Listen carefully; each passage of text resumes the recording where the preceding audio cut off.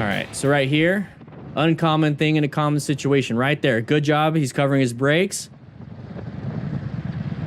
Now remember, these were all sent in to me, so if you want to submit your own videos, click the link in the chat. So right here, what I love doing is utilizing the GPS as a way to see which intersections are coming up.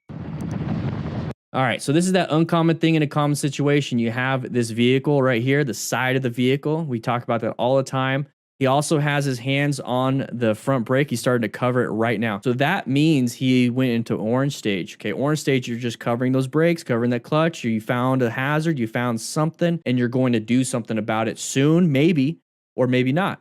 Okay, you don't have to go into red stage right now. What you're doing right now is adapting to a hazard that you located. And now we're going to position ourselves for safety with that adaptation. So right here, what he did was he kept going at the same speed, maybe decelerating a little bit by not giving it a lot of throttle, but he's getting himself close. Now, right here is when I want to make my decisions. I don't want to get up to where he went to and then start making decisions. Once if that vehicle stays there and now the person behind you isn't paying attention because all you did is roll up the throttle, there's no brake lights. So now they're not paying attention and boom, smashes you because you're waiting for that van. So right here, what I would do is pump the brakes a little bit. Instead of maybe the front brake, maybe tap it with your rear brake and it'll actuate that light. And all you're doing is slowing down right now so that you can make decisions about anything later. Who knows? Maybe this vehicle is just going to stay there.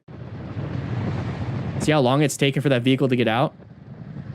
So right now, we just closed this massive gap. Okay, we just closed this gap. And this is what I'm trying to get at is that now what do you do? If something emergency happened, what do you do now? You saw it back there. So how about we reduce our speed and just kind of wait until we have this clear opening? Okay, there's no rush. You don't have to rush to get in. You don't have to do that. But overall, great job. He saw the hazard. He witnessed it. Now you don't have to pass. So nighttime riding, very scary situation with a yellow light. Oh, shit. We got somebody that just decided to run that red light. So right here, I just want to point out this one spot right here. This right here I absolutely like about what this rider did. So originally the rider was over here in lane position 2. Here's lane position 3. This is lane position 1. Let's just do this.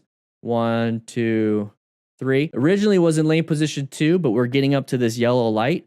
And then he moved over to lane position 3. Now, I say that all the time. There's multiple reasons why you should move over. One, you have that oil that's being dropped from cars in lane position 2 at red lights, at stops, at everything. So if you stop there, you might be able to stop there, but then if you accidentally take off and give it a little bit too much throttle, that rear tire is going to spin on some oil. You might lose some traction. Or you stop there, you put your foot down, your foot loses traction, and you dump the bike, possibly, maybe breaking an ankle. It happens. The third reason is exactly what happened here, is that I will put myself almost in a lane filtering position off to the side, because if any dum-dums decide to not stop or slow down, hopefully they're going to go ahead and go around me. That's going to give them the opportunity to have an escape path. Okay, remember, car drivers don't want to hit anybody. They need escape paths, but the thing is they need big ones. We need small ones. So if you give them a big escape path, if they're being dum-dums, they will take it. So he moved over to the side and stopped, and then we got this truck that's going to go, okay? So good job on this rider for positioning himself for safety. I used my GPS exactly for that reason right there, so I can see what's happening. He did a great job. Oh, shit. Grab yourself a Rokform case. I have a little pop socket adapter. I absolutely love it. This is a magnet right here. It keeps your phone nice and secure, a lot better than some of the other competitors. Anyways, they sponsor this channel, so make sure you check them out. Links in the description. Automatic discount when you click that link. I'll see you guys around. All right, going around a blind corner. Can't see. He's slowing down. Good. 40 instead of 60 again. There it is. Right there. Yep. Good swerve, baby. Good swerve.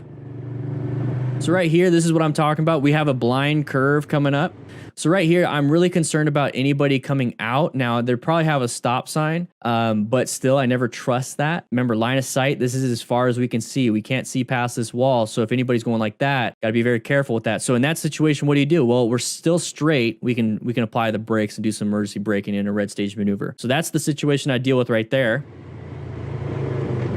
So you see how this is a blind turn? Think about that when you're out in the twisties, okay? When you're out riding in the mountain, you have trees, right? But right here, we have in-town stuff, okay? So we have this wall right here. Now, what is our escape paths? We go into oncoming traffic or we hit the wall. So in this situation, go slow. Go slow. Don't assume no one's there. Always assume somebody is there, so you're going as slow as possible with your skill. Okay, maybe his skill is really high, so he's able to stop in the middle of a turn like this. All right, as soon as you see that, you can kind of gauge, the speed of a vehicle, because we're motorcyclists. We know what we're doing here. So you can gauge if he's going fast. If he's going fast or not slowing down, that means he's continuing. If all of a sudden he's just stopped or he started to slow down a little bit, more likely he's getting ready to do something. And then right here, what we have is an intersection. So if this person is slowing down, they're making a choice to do this or this, okay? So if that's the case, one of those options is going to give us a bad situation of a path of travel violation. So right here, we're in the middle of a turn. It's pretty scary. What are you going to do? Well, you can straighten it up and apply the brakes, or you can continue on right here. And as soon as you see this, you can squeeze the brakes even more if you started to do that during trail braking, which is, you don't typically do that during in-town stuff, but you can. It's going to help you out if you learn that. But right here, you see the tire starting to turn, and this person's making that choice. Now, if they stop, great, but I don't trust drivers. So in this situation, you have a split second, and I mean a split second, to be like, where's my escape path? Can I make this turn? Can I do this? Can I stop in time? You never know. Ted Fisher, thank you for the $5 donation. Appreciate it. What can you do? And those are all things that you should practice when you're out in a parking lot, utilizing your situational awareness and fundamental skills combined, okay? So right here, he's going to go ahead and swerve. He made the option. He made the choice to swerve. So now he's away from that hazard, okay? Okay, hazard, boom, done. Actually, it's a threat. He navigated threat. Threat, done. Now what do we have? We hit this curb.